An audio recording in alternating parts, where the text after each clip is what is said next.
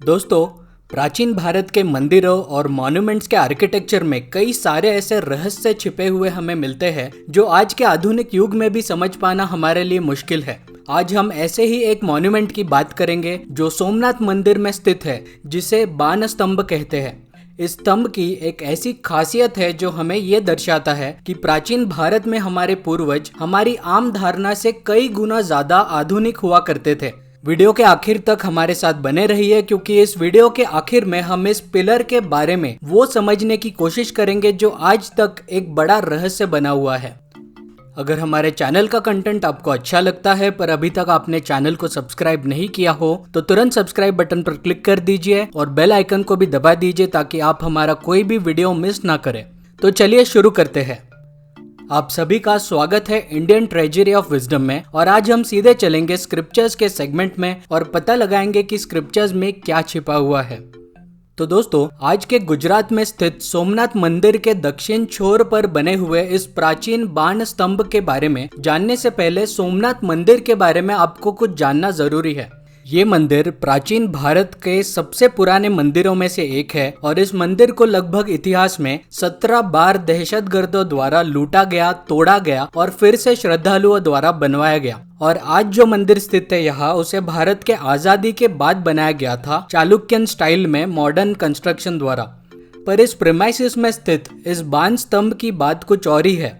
पूरी दुनिया जानती है कि सोमनाथ मंदिर एक बहुत ही आलीशान और धन दौलत से भरा हुआ, सोने, हीरे, जवाहरात से भरपूर मंदिर हुआ करता था प्राचीन काल में, और इसीलिए इसे इतनी बार लूटा गया और बर्बाद किया गया। शायद यही कारण था कि इस मंदिर के दक्षिण छोर पर बने इस स्तंभ को किसी ने नुकसान नहीं पहुंचाया, क्योंकि ज्यादातर दहशतगर्दों का ध्यान मुख्य मंदिर को लूटने की ओर रहता था। सोमनाथ मंदिर का इतिहास में कई बार पुनर्निर्माण करवाया गया विभिन्न राजाओं द्वारा, इसीलिए ये स्तंभ एग्जैक्टली किसने बनवाया ये बताना थोड़ा मुश्किल है। पर इस स्तंभ का उल्लेख प्राचीन ग्रंथों में सबसे पुराना मिलता है 6ठी शताब्दी में। इसका अर्थ ये नहीं है कि वो 6ठी शताब्दी में ही बनाया गया हो, उल्टा इसका अर्थ ये समझ में आता है कि 6ठी शताब्दी में भी ये पिलर वहाँ मौजूद था, यानी ये स्तंभ 1500 साल से भी पुराना है। और सबसे चौंका देने वाली बात इस स्तंभ के बारे में है कि इस पर यह संस्कृत में लिखा हुआ एक वाक्य मिलता है,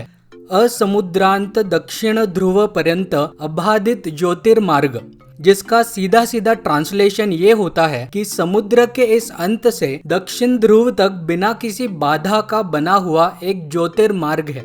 मतलब कि समुद्र के इस पॉइंट से दक्षिण ध्रुव यानी साउथ पोल रीजन तक सीधी रेखा में एक भी भूखंड या फिर जमीन का टुकड़ा बीच में नहीं आता है। और हैरत की बात है कि ये ज्योग्राफिकल फैक्ट है जो हमें 1500 साल से भी पुराने बने हुए स्तंभ पर लिखा हुआ मिलता है। इतिहासकार और जानकार अक्सर इस कंक्लूजन पर आते हैं कि ये स्तंभ एक दिशा दर्शक का काम करता था सी ट्रेडर्स के लिए, ठीक वैसे जैसे आज मॉडर्न जमाने में हम लाइट हाउसेस देखते हैं शिप्स के लिए। इस स्तंभ के ऊपरी सिरे पर एक तीर बना हुआ है जिसका मुंह समुद्र की ओर है, और ये तीर एक गोल आकार पत्थर के आर पार जाता हुआ दर्शाया गया है, जिस पर अभी मॉडर्न टाइम्स में हमने हमारी धरती को दर्शाते हुए पेंट किया है। इस स्तंभ को पेंट करवाने के पहले का इमेज आप स्क्रीन पर देख सकते हो।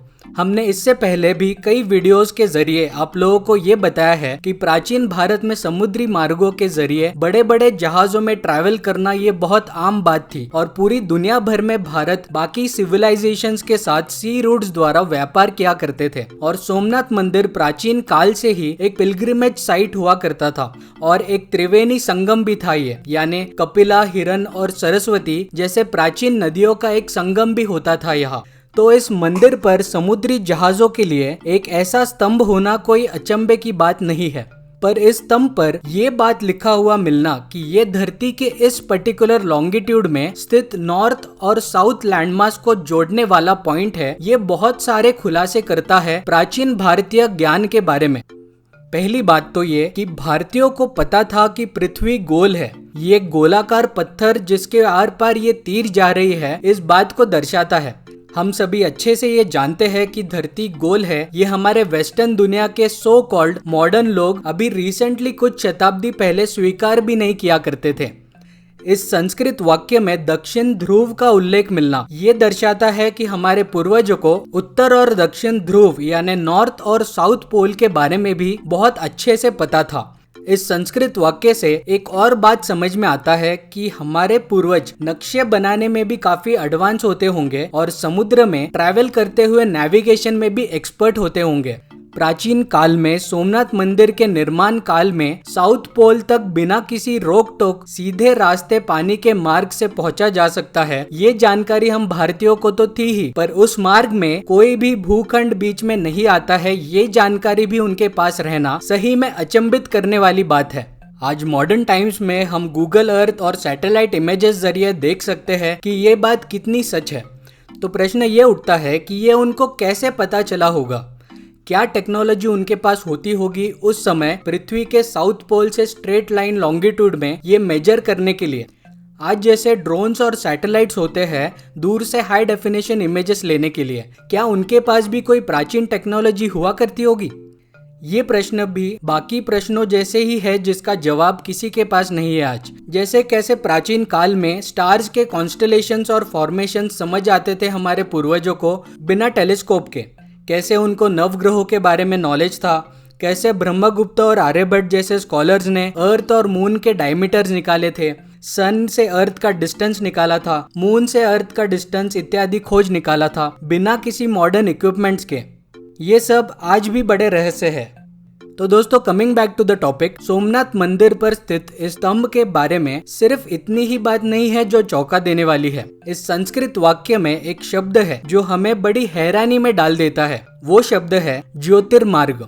मतलब इस वाक्य में ये क्लेम किया गया है कि सोमनाथ मंदिर से साउथ पोल रीजन तक एक ज्योतिर्मार्ग है। अब दोस्तों, ये ज्योतिर्मार्ग आखिर क्या हो सकता है? इस शब्द का प्रयोग और कहीं पर भी किया गया नहीं मिलता है और ना ही इसका सही में कोई प्रैक्टिकल अर्थ भी बनता है। ज्योति का अर्थ होता है रेडियंस यानी उजाला और मार्ग का अर्थ होता है रास्ता।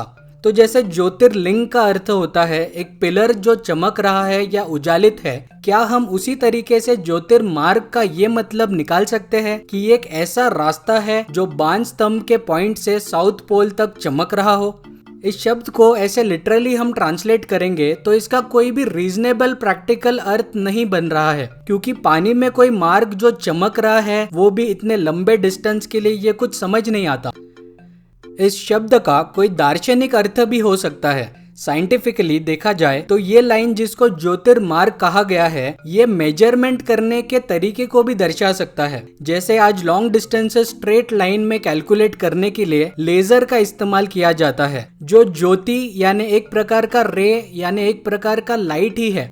शायद उस जमाने में ऐसी कोई टेक्नोलॉजी का इस्तेमाल कर प्राचीन भारतीयों को समझ आता होगा इस फैक्ट के बारे में, यानी स्ट्रेट लाइन में जैसे ज्योति यानी रे ऑफ लाइट ट्रैवल करती है उसी तरीके के मार्ग पर दक्षिण ध्रुव यानी साउथ पोल रीजन आता है। खैर, इस शब्द का असली अर्थ क्या है ये कहीं पर लिखा हुआ तो नहीं है, तो हम 100% श्योरिटी के साथ कंक्लूजन पर नहीं आ सकते हैं कि इस शब्द का असली अर्थ क्या है। दोस्तों, आपको इस शब्द के बारे में क्या लगता है? इसका असली अर्थ क्या हो सकता है? आप नीचे कमेंट सेक्शन में हमें जरूर बताइए। प्राचीन भारत में बनाए गए हमारे पूर्वजों द्वारा ये आश्चर्यचकित करने वाला मॉन्यूमेंट सही में हमें लाखों बातें बता जाता है, और इस तरीके के मॉन्यूमेंट से हमारे पूर्वज हमें इस बात का प्रमाण हमेशा से देते आ रहे हैं कि हमारे पूर्वज उस काल में भी कितने ज्यादा आधुनिक हुआ करते थे। So that's all for today friends।